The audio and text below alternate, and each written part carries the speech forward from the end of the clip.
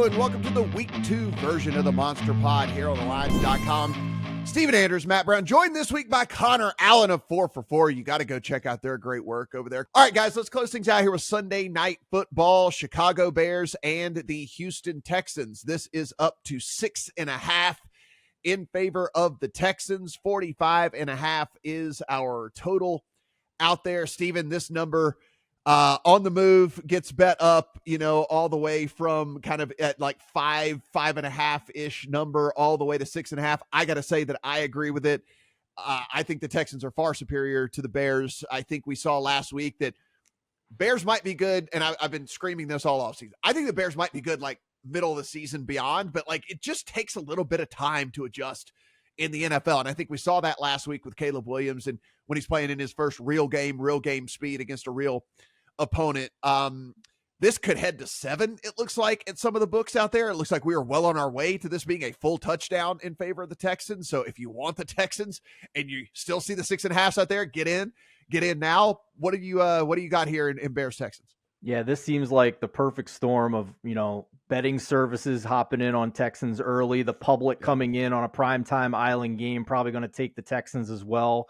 And, not every reaction in week 2 is an overreaction. This was 3.5 on the look ahead. We're up to 6.5 as we record now.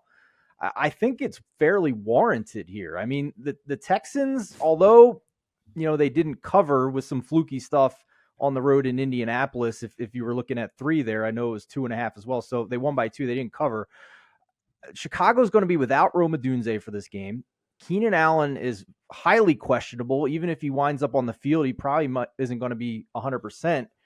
And last week, as bad as Bryce Young was for the Panthers, Caleb Williams was the one that was dead last among all quarterbacks in week 1 when you go by EPA and CPOE composite. So less than 3 yards per play for the Bears offense last week. So if your only concern is the Houston offensive line, which to me is, I guess, theoretically, maybe one of the weak links. I mean, they were top 3 in quick pressure allowed last week in week 1 against what I think is a pretty solid Colts defensive line. So I think arrow up for the Texans here. I came into the season with them as my number 3 team in the league. I don't see any reason to move off of that until the Bears show us any semblance of an offense. Yeah, I mean, this could end up being a teaser leg if this thing actually gets through 7 or something like that as well. For me, it's going to be my survivor play this week. I'm playing the Texans. I want to go ahead and just get that out of the way. So I'm going to play the Texans this week as well. Connor, what do you see here in Bears Texans?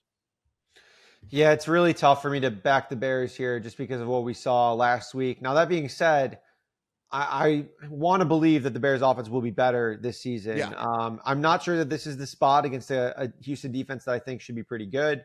But that being like, it can't be much worse just based on Caleb never got into rhythm. He was missing throws when the guys were open. He was, it wasn't clicking when they weren't open. Obviously he was just, making bad decisions. It was like a combination of everything that I just don't think went their way. Their defense and special teams bailed them out of that game. Like if it's got to 7, maybe I would consider taking the Bears as kind of like a close your eyes, like pray that Caleb Williams is not bad as we saw last week. But I do tend to agree with you guys that Chicago is probably the right side here, or that Houston's probably the right side here. Connor, I just wanted to ask you one more quick question about a potential prop in this game. Joe Mixon had 30 carries last week. Now, I'm not saying he's going to have 30 carries every week. And I suck at props, so I'm really happy you're on the show this year because we need that on this show. And you're a specialist, and you almost swept the board in all your props bets in week number 1. But I'm seeing 68.5 on Joe Mixon in a game where they're a 6.5 point favorite, where it seems pretty clear. They've even voiced it again this week. They have no problem making him the workhorse. By my math, I mean, he could rush for less than 4 yards per carry on 20 carries and still get over 68.5. Am I just totally square here, or are you seeing the same thing I am? No, I like that. I think that's a good look here. I think you can go with the attempts look as well. Over 17.5 is, the rushing attempts look. My only concern is the Bears run defense last season was good. Like they were top 3 to 5 in basically every metric. And then they just got blasted by the Titans and Tony Pollard in week 1. So that's my only concern is I go back and forth. They didn't look good last week. If the Texans are ahead, I mean, Mixon's going to go on 20 for 115. You know what I mean? And if that's how the run defense is, if it's not how it is, and they're actually last year, and then we're probably looking at 18 for 65, or something like that, which is like, that makes the prop real sweaty. Yeah. So like, I almost prefer the attempts if you're like banking on the Texans keeping a lead or in neutral game script here, which I think is a pretty good bet. Like seems like a low percentile outcome of the Bears like getting out to the lead and pushing the Texans to like go really pass heavy here. So I think I would probably prefer attempts as we talk through it here, As we look at this Texans team too, from a receiving standpoint, it looks like this is almost like a 1A, 1B, 1C situation with them. They ran a bunch of 12 last year. They got rid of that at least in week 1, ran a bunch of 11 to get all 3 of the guys out on the field together. Nobody had a significant target advantage in this. I talked to a Houston Texans beat writer earlier this week as well, who was saying, yeah, I mean, any given week, depending on what the defense is giving them, like CJ Stroud is just good enough to just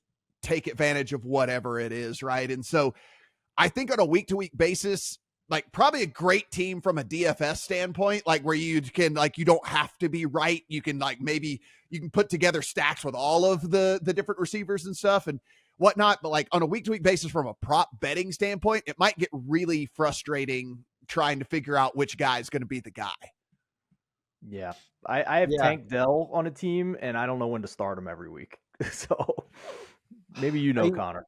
He played a lot more than we expected last week, which is awesome news. So like, I think that there was some good, like his props opened really low this week. It was like 44 or something like that, which I thought was really low. That got bet up. I mean, it got eaten up immediately. I think he's like in the low 50s, which is right. I mean, you have like these situations, which it's interesting. Both these receiving cores are in like the uncertain situations at, like who's going to pop off each week. But now the Bears are clearing up a little bit. We saw Rome Odunze not practice. I don't think he's going to play this week. Keenan Allen's a little bit banged up. It's like a 40-something% target share. And on the other side, like, I think it's probably just going to be a mix. Nico Collins had an illness, but was true alpha there last week. So. Yeah. Guys, we'll have a separate video for Monday Night Football, so do appreciate you hanging around for everything here.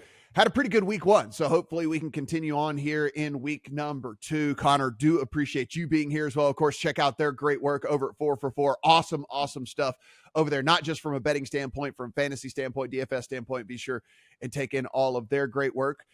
We do everything free here, so please hit that subscribe button. We'll be here all season for you. And if you head to lines.com, upper right-hand corner is the Discord, and that is also free, where you can go in and chit-chat about things all season long in all of the sporting betting markets out there. For Connor, for Steven, I'm Matt. Good luck on all your week 2 bets.